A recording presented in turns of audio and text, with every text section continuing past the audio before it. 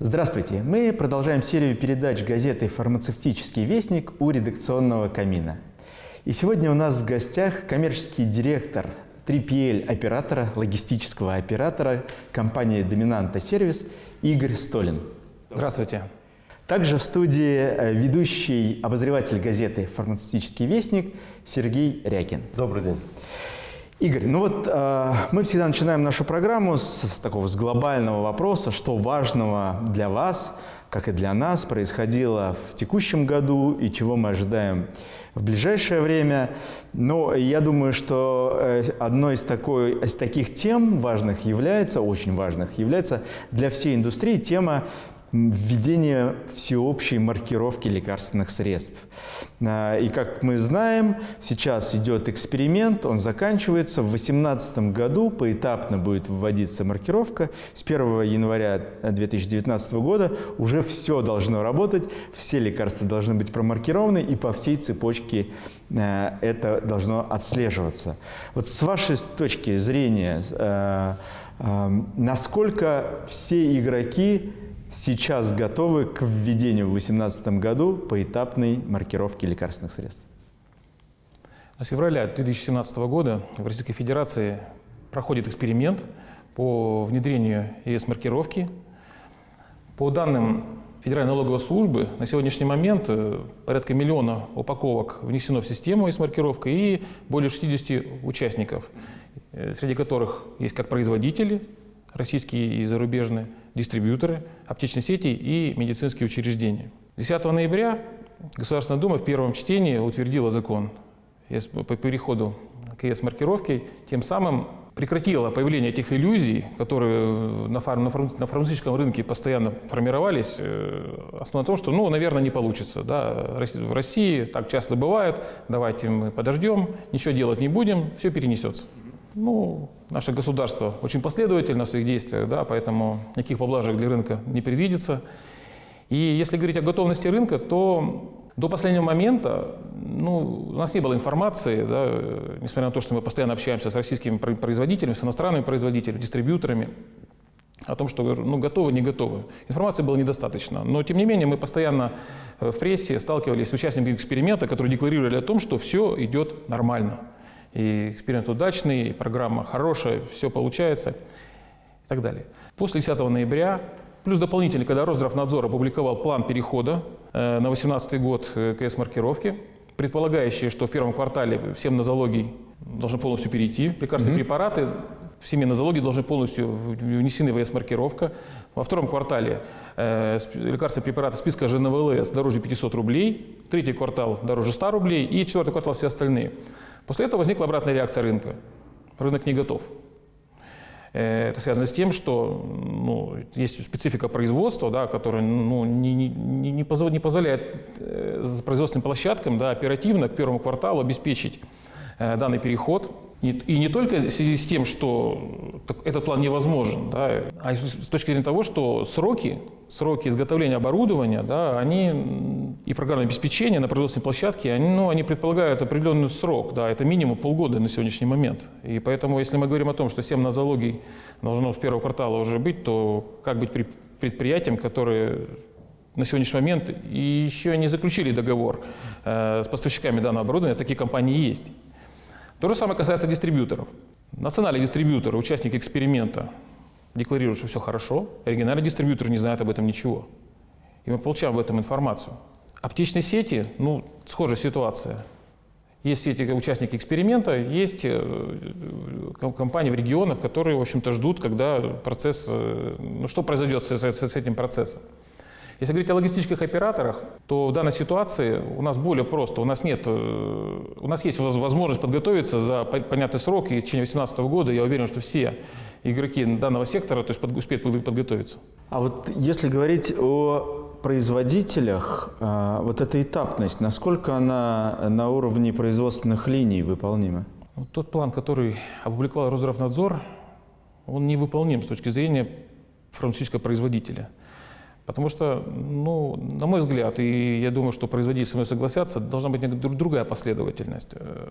Какая, я не знаю, то есть это задача производителя сформировать, да, я не отношусь к производственникам, но совершенно очевидно, что производственный процесс на фармацевтическом предприятии построен таким образом, что производственная линия производит таблетки. А к чему эти таблетки относятся? К семинозологиям, к ЖНВЛС дороже 500 рублей, дороже 100 рублей, либо к безрецептурному отпуску. Это определяет производитель. Это не специфика самой производственной линии. Поэтому если производитель устанавливает оборудование и софт на конкретную производственную линию по присваиванию первичных кодов на потребительскую упаковку, то все лекарственные препараты, которые на этой линии производятся, должны, соответственно, быть промаркированы, вне зависимости от того, что, к какой группе они относятся и к какому плану, по мнению Росздравнадзора, то есть они должны быть. Поэтому данный план не будет работать. И, это, на мой взгляд, это значит то, что все производители в первом квартале должны все установить. Потому что никто не исключает, что семинозология не встречается на той же линии, что и то, что относится к 4-му этапу. Да. Но вот в Европе же тоже сериализация запускается. Она как-то отличается от того, что сейчас запланировано в России? Европа сознательно идет по упрощенному варианту. Она ограничилась только сериализацией. Понятие агрегации в Европе не введено. И в чем суть? Производитель, европейский производитель наносит первичный код на потребительскую упаковку, и все. Никаких требований к агрегации, к формированию SSI-кода нет. Понятно, что их система формирует на уровне производства, да, то есть, но с точки зрения облегчения учета тех же 3PL-операторов, да, но требований нет. И также не надо в систему информировать об измене статуса медикамента. Пока товар произведен, код на него нанесен, товар реализован в аптеке или медицинском учреждении. То есть он выбыл из оборота. Вот эти только две информации, которые необходимы в системе европейской. У нас же по российской традиции мы внедряем, так внедряем. Да? Поэтому у нас существует понятие агрегация, которое заставит всех участников фармацевтического рынка процесса товародвижения постоянно, ежедневно, по факту возникновения информировать систему об изменении статуса конкретно лекарственного средства. Это сложно. Игорь, а вот исходя из того, что вы сказали, значит ли это, что те производители, дистрибьюторы, которые не смогут как следует подготовиться, они вынуждены будут уйти с рынка? Я считаю, да. Я не буду говорить за производителя. Наверное, после того, как процесс внедрения в России GMP вошел в завершающую стадию, все предприятия, которые остались именно фармацевтические, наверное, они уже правильно воспринимают российские регламенты и готовы. И уже раз они смогли профинансировать подготовку к GMP, то уж вопрос установки оборудования на производственную линию, одну-две, уж это найдут. Потому что все равно это затраты несколько другие. Одно дело подготовиться к GMP, а другое дело подготовиться к сериализации и агрегации. Поэтому я думаю, что российские производители, ну и иностранные, соответственно, да, то есть к системе будут готовы. Никто с рынка не уйдет. Ну, возможно, временно у кого какой-то ассортимент выпадет из оборота, из производства, то есть, но это будет временно. Да. Что касается дистрибьюторов, здесь ситуация другая. Дистрибьюторы уйдут. И уйдут много дистрибьюторов с рынка, особенно региональные. И именно те дистрибьюторы, которые именно нацелены на бюджетный рынок, которые участвуют в поставках в медицинские учреждения. Потому что не секрет, если посмотреть результаты тендеров, кто победил, да, в поставках в медицинские учреждения, ну, наверное, 2/3 компаний, не крупные, да? Они будут никому неизвестны. То есть это компании, которые участвуют в виртуальном товарообороте, да, то есть они не являются реальными участниками товародвижения, да, а реальный участник товародвижения, он остается в тени, мы его не знаем, да, по ряду причин, да, то есть ну, такой рынок, так он был настроен. И совершенно очевидно, что внедрение сериализации агрегации, да, и переход на КС-маркировка, да, приведет к тому, что рынок организуется, он упорядочится, и количество игроков именно в дистрибьюторском сегменте существенно снизится. И скажу больше, и все они будут нам очень хорошо известны. А вот, то есть какие-то четко увязанные затраты для любого размера игрока, связанные с запуском этой программы маркировки, системы маркировки на уровне логистического оператора? Вот какой это порядок или какие основные затраты вы видите для оборудования? Вот 3PL-оператор, если он желает в этой системе участвовать, это значит остаться на рынке, он должен научиться управлять информацией о потребительских и транспортных упаковках. Он должен научиться в онлайн-режиме информировать собственника товара о любых изменениях с товаром, который он обрабатывает и хранит.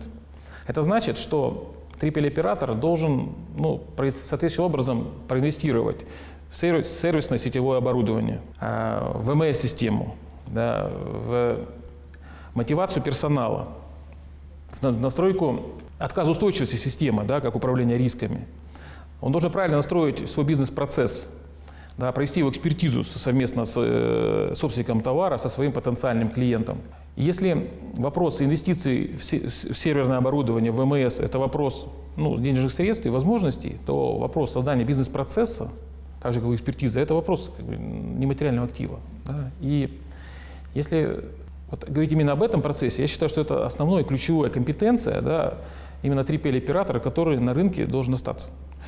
Потому что молодые компании не крупные, я имею в виду 3PL-операторов, да, безусловно, не в состоянии сформировать тот бизнес-процесс, который удовлетворил бы собственника товара.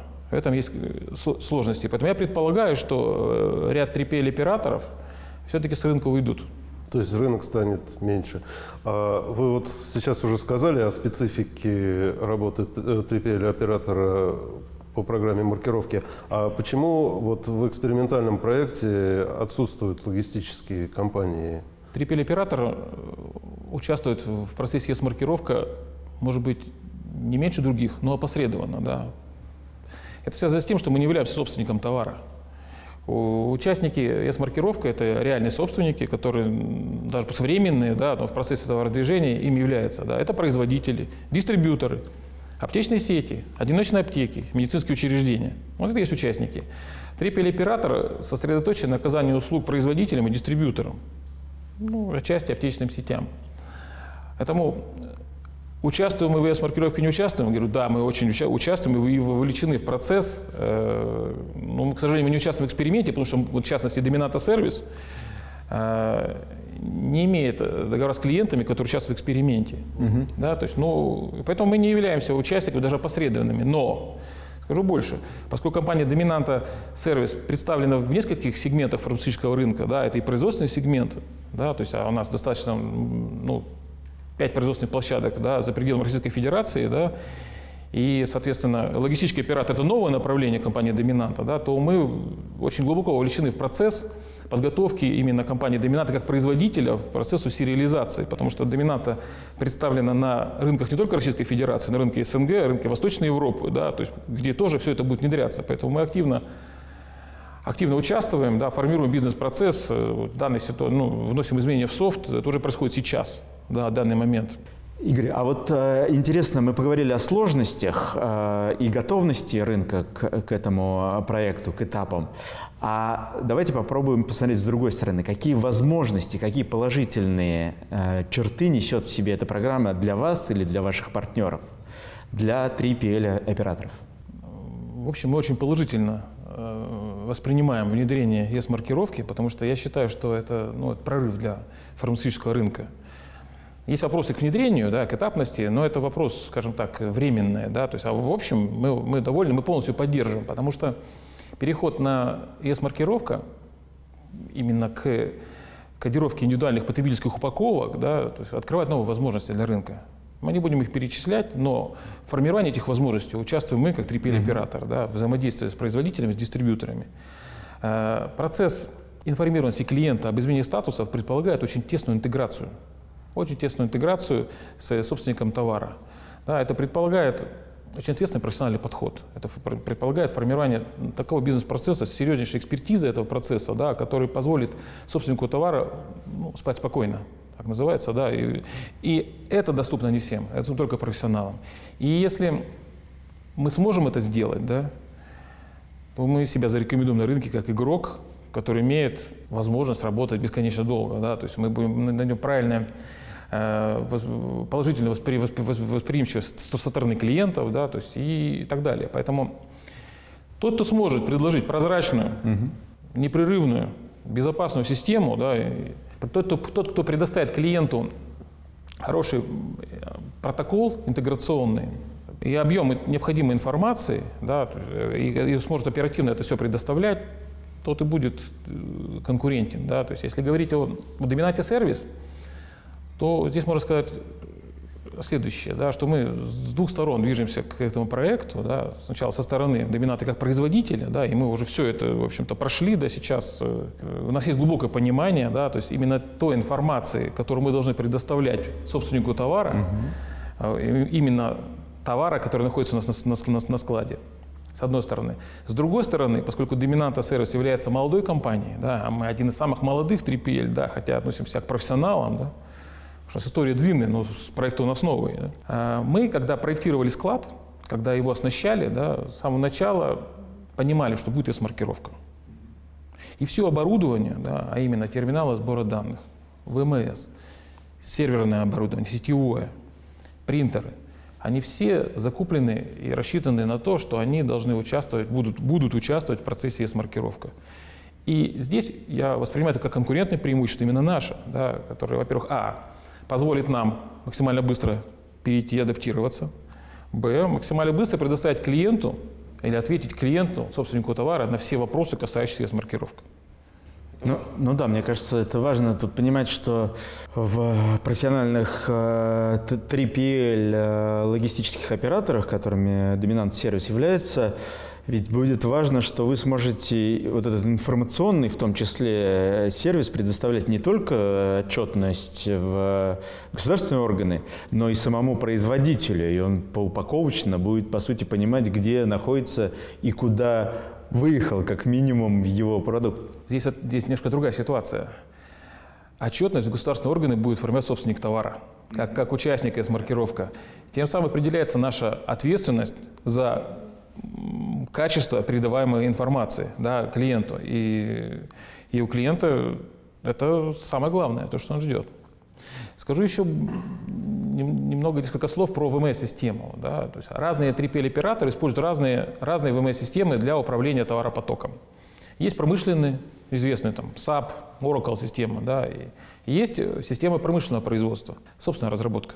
Да, и в частности, при определенных условиях, конечно, всегда рынок склоняется, участники, давайте мы по промышленной системе, она более безопасна, более устойчива и так далее. Что получается сейчас?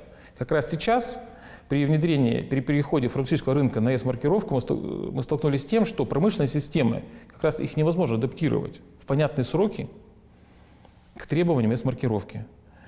А это деньги и сроки. Они не соответствуют тому плану, который сейчас декларируется в рамках перехода на ES-маркировку. Между тем, система собственной разработки, в частности, Dominanta Service использует систему на основе Microsoft SQL. Да, у нас 18 IT-специалистов, которые разрабатывают эту систему, которые сейчас ее переписывают, да, и так далее. Мы в состоянии эту систему переписать в понятные сроки с вовлечением понятного ресурса, в том числе и денежного. Да. И я считаю, что в данной ситуации это конкурентное преимущество.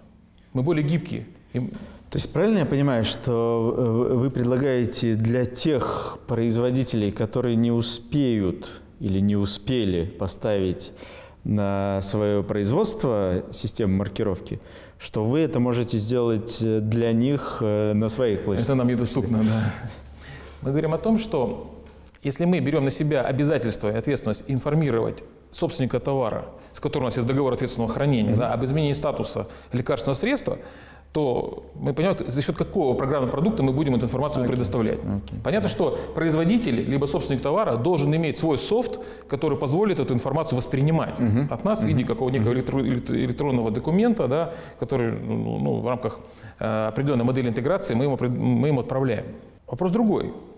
Если у тебя промышленность ВМС-система, да, и ты не можешь ее адаптировать, для того, чтобы удовлетворить потребности собственника товара, ты должен поставить альтернативный софт, вторую программу с установкой разворачивания отдельного контроллера, да, который будет на котором этот софт будет располагаться. Да, и 3PL-оператор вынужден работать в двух системах, что, безусловно, снижает его эффективность.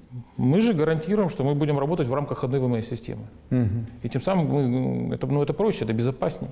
Ну, Игорь, и вот последний, наверное, вопрос. Успешность любого нововведения зависит от того, как его ввели, условно говоря. От степени проработки подготовительного этапа.